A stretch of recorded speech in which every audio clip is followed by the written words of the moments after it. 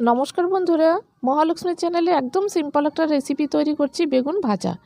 এর জন্য গোল গোল করে কেটে কয়েক টুকরো বেগুন নিয়ে ছোট্ট একটা চামচে হাফ চামচ লবণ, হাফ চামচের চেয়ে কম চিনি ও হাফ চামচ হলুদ গুঁড়ো দিয়ে এপিট ওপিট ভালো করে মেখে নিলাম। এবার 20 মিনিটের জন্য রেস্টে রেখে দিলাম। গ্যাসে প্যানটা বসিয়ে 75 ml সাদা তেল দিয়ে দিচ্ছি।